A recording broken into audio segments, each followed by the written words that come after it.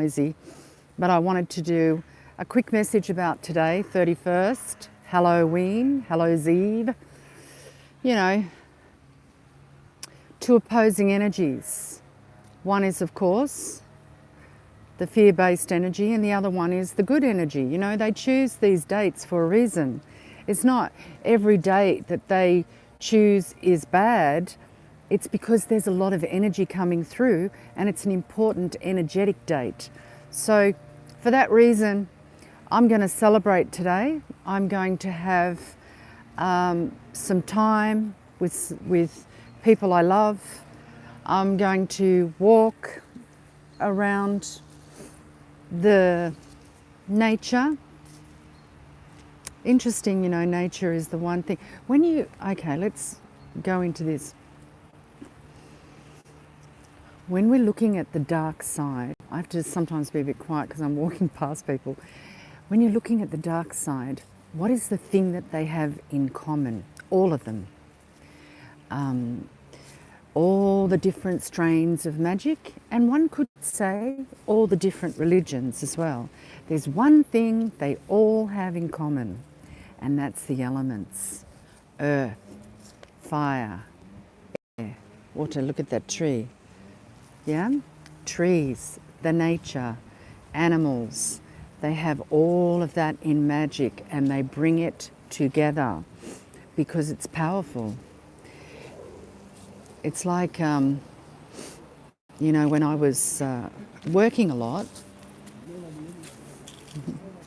it's always nice when you see, you know, like two old guys or two elderly lady, although I'm elderly now, you know, really enjoying each other's company and understanding what life is about. When you get to that age, you kind of go, yeah, I'll just worry about it if it happens, yeah? I won't worry about it before it happens, because then you're just empowering the happening, right? I think that just comes with age for a lot of people. Obviously, some oldies are real warriors, aren't they? So yeah, they all have in common magic.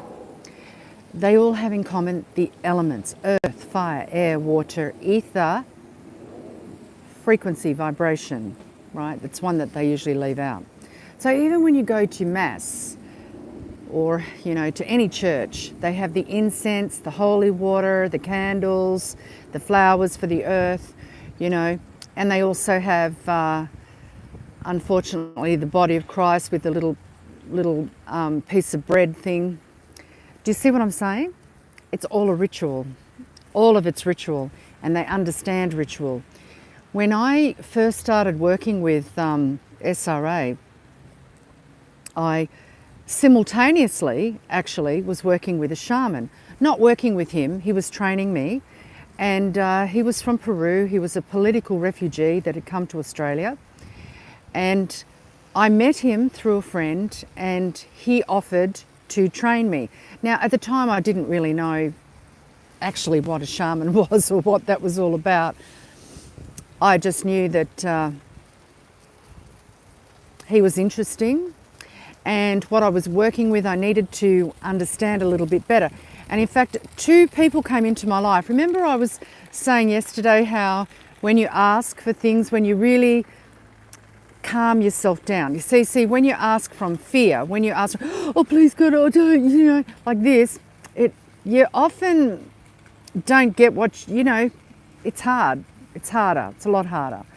But when you just say, I remember I used to close my eyes or go to bed at night and I'd say, God, I don't know what to do with these people. Can you guide me, show me the way? See, it's different to please do it for me. When you're willing to accept responsibility and take an action, they'll step in and give you the answer, right? So I'll say, God, you know, I've got this client. I really don't know what to do. Please guide me, show me the way. You know, like this, and I'd really go into my body. I'd go into a sense of peace. It was interesting. Anyway, two very brilliant men came into my life. One was a shaman who, I say brilliant. A lot of people wouldn't say brilliant because he wasn't highly educated, but I tell you what, I saw him turn into an animal in front of my eyes. And it freaked my brain out. I felt like my brain kind of split at that point, but I won't go into that right now. And the other guy was an anthropologist who studied magic.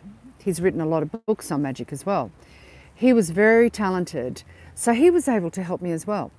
And because when I didn't want to work with these people, it just started happening, and then weird shit started happening to me as well. So I needed to sort out how, you know, to navigate the weird stuff that was happening to me, like people appearing in front of me, threatening me from different covens and things like this. But I'm going off track now. The thing is that it's all about nature. They have nature as the God. And the one thing to understand about the elements that I think people think, oh, why don't they choose? Why don't they choose? Okay, the nature, elementals don't have what we call free will, sort of, right? So free will is that I can decide on what I'm going to do, right? Whereas when you don't have free will, you're told, you're guided, you in a way, you can be very controlled. I'm just trying to think of the words because, you know, I've been in a heavy, I just noticed when I left the building, when I came out, it's a very, very heavy 5G Wi-Fi situation here. And my brain is forgetting things a lot. I'm very tired. It's a real battle to stay clear. I mean, I use a lot of things to help me, so I think I'm pretty good, but I'm definitely feeling it. It's definitely making me tired, and even though I'm sleeping, it's definitely affecting me. So I don't know how people do it every day, day after day after day. I mean, I'd be, I don't know, that's probably why they're sick. Anyway, so they use the elements. Look at these beautiful elements. I don't know if I'm doing that right. Yeah. And they call upon the elements to empower their wish, their desire, their wants, their needs. Oh, the element. See, that didn't want me to go past that beautiful rose bush, wanted to hang on to me, have a chat. So they use the elements, and the elements follow orders, let's say. So we can command the elements, we can direct the elements, but we've been told that that's a bad thing. You know, before Catholicism, in paganism, that's what they did. They had people who specialised in that, and they helped with growing. Well, they helped with healing, didn't they? They used the knowledge of the plants to heal people. They used the knowledge of the elements to have beautiful crops and have plenty of food and things like this. So throughout time, we've been using the elements, but now it's like only one side uses the elements because we have been, let's say, slowly educated over the hundreds of years to forget about it, to think that it's bad, that there's something wrong with us if we call on the elements, if we talk to the trees, if we, you know, use the herbs. I mean, look what's happening now. They want to shut down natural healing. They want to, you know, ban alternative methods of healing for the health, like vitamins, minerals, naturopathy and homeopathy and all these things. I mean, why? Because they want to completely control their nature. So the reason I'm saying all of this is because I would encourage everyone to get into the nature, to get into the elements, to start to talk to trees and the plants and the animals and the birds. Watch the birds. You know, when you start to look at the birds, you notice that different species of birds emanate a different sound, and that sound is actually healing and echoing across the land. So is your voice, by the way. Everything you say, it sends out like a sonar out across the land. So it's important to kind of notice these things. So Halloween is about the dark side, harvesting those elements and doing what they do. But it can also be about us harvesting those elements and enjoying each other, and children laughing. And, you know, I mean, I know there's a lot of people saying, don't let your kids celebrate Halloween and don't let them do this and don't let them do that. Well, I don't know, I'm at a crossroads with that because, you know, when you have a child, they love it so much, and as long as they're not dressing up as a demon or something like that, if they're dressing up as an angel or, you know, sort of a superhero, sometimes they dress up as cowboys, you know, it's things like this, princesses and fairies, and I think it's wonderful. And if you're in a controlled environment where you're going out with the kids and they're singing, I'm not keen on the sweet things, but you know, one person I knew used to let their kid do it and then give the sweets to oldies at an old people's home, and the kids like that because they were allowed to have 5 sweets or something, and then they gave the rest away. I thought that was a great idea because the kids still got to go out and do what they wanted to do and have some fun and walk with other kids, and you know, that's an energy of joy. So why not counter that dark energy that's happening that evening with the, you know, crap that they go on with? I don't even want to say it, it's so shocking to me. Why not counter that with something really wonderful and joyful, and then kind of start to get yourself into the elements, because you are the elements. This is the one thing that this shaman really brought home for me, was that the elements reside in my body, and my body is made up of all those elements.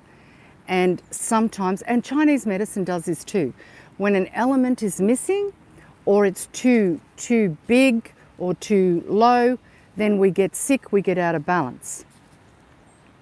So think about that. What element do you need to encourage into your body? What element do you need to pay attention to at the moment?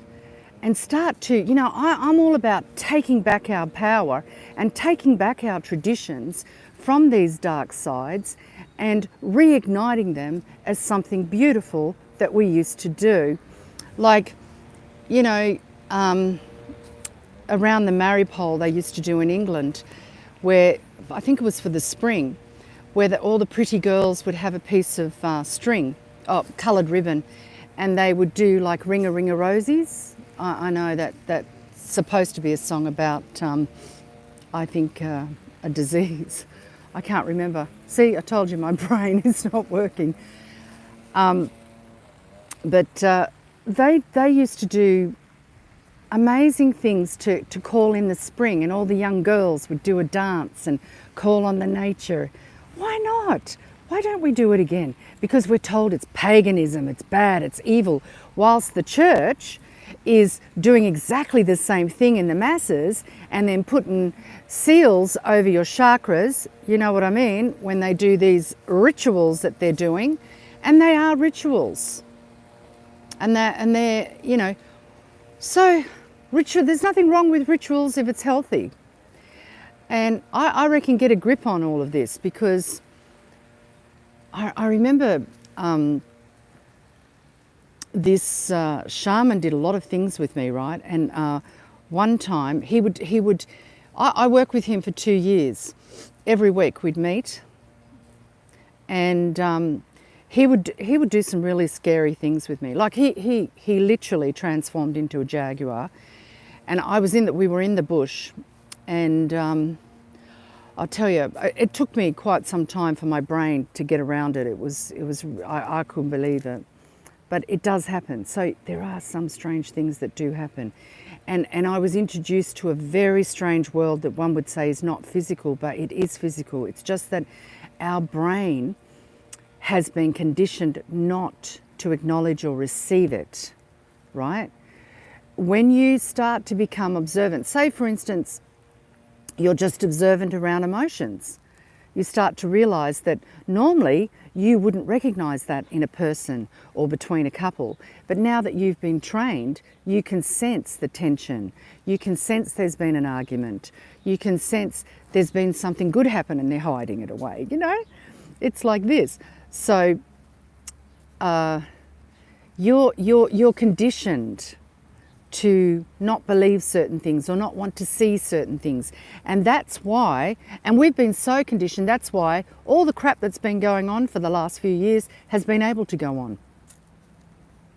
Because your minds are not your own and you've got to take them back. So start connecting with nature. That's the first thing. Get out of the matrix, the metaverse, get out of it. Connect with nature and then start to talk like, you know, one thing he did with me was bury me in the earth, dug a hole, buried me in the earth and left me there for hours. In Australia, that's not so much fun because there's dangerous snakes and spiders and everything, you know, and it's very easy to get hurt. Because we weren't in a backyard where things were controlled. We were out in the bush, so nothing can be controlled. And he left me. I'm not saying he went into the city and had a cup of coffee or anything for a few hours and walked around. He was probably, well, I know he was watching me, but I couldn't see him. And I had to surrender to the earth, surrender to the fact that I was safe. You know, it's facing a lot. And allow myself to feel it, to become one with it. The worms, the little bugs, the ants. It is intense, I must say. Don't know if I'd want to do it again. But anyway, he did, and it was really interesting because he did something similar with water with me, and air and fire. And I'll tell you this story that happened. So I was living on Bronte Beach, and Bronte Beach in Sydney, there's one sort of like peak that has a block of apartments right on the edge of the peak. And I think I've told you before, I'm very lucky with homes and things. I have these weird situations happen where, and in this instance, this also happened. I'd look at a building and the area and I'd say, gee, I'd really love to live there. And I swear to you, within 2 weeks, 3 weeks max, I was living in that building, some strange reason. So anyway, I had this apartment and my boyfriend was staying over at the time, and I'd been working with Daniel, and I'd been out on the peak. He'd taken me out to the peak. It was very windy that day, and there was a woman meditating, and he said to me, he taught me how to merge with people, and he said, I want you to tell me how she's feeling. Who is she? And I had to stand there and just tune into this woman and tell Daniel what was going on with her. And then it was really weird. I really connected with the wind more than her. So I connected with the wind that was hitting us. And anyway, so Daniel and I had our lesson. I went home. I went to bed, and my boyfriend was in the bed, and we had the window open that overlooked the sea. And next thing you know, a wind came in the room and created like a whirlwind over the bed, like spinning around and around and around. I felt my body, my spirit being ripped out of my body and taken out the window and across the sea. Like I was taken to the sea, and it was rocking me very gently above the water, just rocking me. And it was saying to me, this was the air element, it was saying, see how gentle we are. We're so gentle, we're just holding you with all our love. And it was just rocking me. And then it said, now see how powerful we are. And it literally threw me back into my body with such a force that I was like gasping. And then obviously my boyfriend was freaking out because the whole time this whirlwind was around the bed. It was like a tornado. And I wasn't awake. He couldn't wake me up. And then when I came to, I was like, like this, and he freaked out. He ran out of the room. He said, I can't take this crap anymore. You know, obviously that was the end of the relationship. Getting into, you're insane, you know, there's weird shit in this house. Anyway, so that was the end of that. But for me, it was a very good lesson on the wind and how powerful it is. And, you know, I've had similar things with different things, but what I'm saying is get into it, really feel it, put your back up a tree. You know, we went to, now where were we? Jerusalem. We went to I think it was an olive tree garden there. Something like that. And there was the oldest, they said it was the oldest olive tree in the world. It was magnificent. And Yanni and I went, and when I leant up against it, I felt what that tree had witnessed throughout the centuries. They said it was, you know, thousands of years old. It was amazing, and it stayed with me for days. Trees, you know, they give everything. I remember once in the Blue Mountains, I was leaning up against a tree, and the tree said to me, I am the mother. I give unselfishly. Every part of me is a gift to the world. My leaves give shade and oxygen. My roots connect with all the journeys that you have and find water. I am strong, and everything that I am, I give to you freely. And I was just in tears, you know, it was so beautiful. So I'm saying that today, connect with nature. Don't connect with all that crap that's being shoved down our necks about ghouls and devils and, you know, all of that stuff. Take time to enjoy the beauty of this land. Breathe it in and understand that you are one with it. Your body is made up of this water. It's interesting because your nervous system is the fire element. And I just think we could tune into that for a second, you know, the fire element. Okay, so the sun. So what are they doing? They're blocking out the sun. And what are people having a lot of problems with? Their nervous system. A lot of people are having problems with their nervous system. So get out in the sun. They're blocking, they're trying to create an artificial environment, as you know. They're trying to disconnect us from what provides us with our health and well-being on every level. It's not just physical health, it's also mental health, emotional health and spiritual health. So don't allow that to happen. Even if you live in an apartment and you have one plant, that's enough. You know, I've lived in apartments, I would grow some herbs.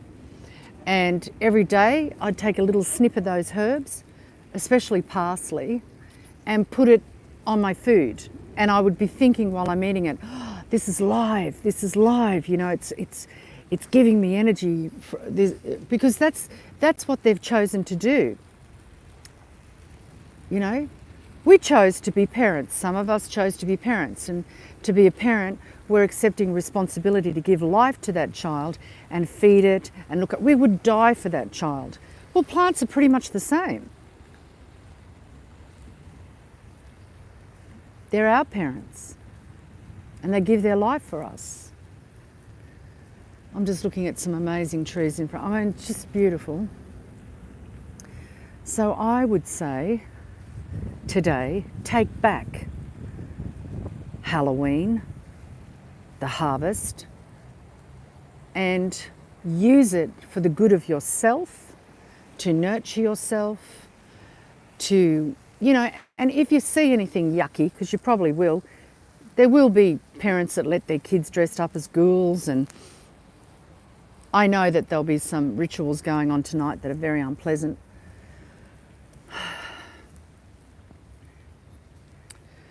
So if you see something like that, what I normally do is I don't send light to it because that attracts it to me. It's better not to. Actually, what I do is I just say, no more. You don't belong here anymore. There's no home for you here. Leave. That's what I do. I don't send it love. I want to show you this tree that I'm going to sit next to. And check out these little fellas. They've all come to me. They're all coming. So I would just say, there's no home for you here. No home for you here. You can leave now. No home. I give them no energy. None. And that's what we need to do. It's like the Wizard of Oz. You turn your back on it and you say it doesn't exist. You don't exist. I'm giving you no energy. If we gave these people no energy, they wouldn't exist. They wouldn't even have a business if we didn't pay them money. So stop giving them money, stop giving them energy, connect with nature, and know that Halloween is also your time. It's your time to celebrate something lovely about nature. Don't hide and go, oh my God, it's so terrible. Listen, there are people like me who are doing our best energetically to help the souls that are being harvested today. And I said that's going to happen tonight. You're not one of them. And if you don't want to be harvested, get into love. Getting into love is like getting into nature, getting into, you know, being with your friends, enjoying yourself, having a good time. I'm not saying pretend that nothing bad is happening and, you know, don't prepare for whatever they've got prepared for us. I'm not saying that. I'm not saying be delusional.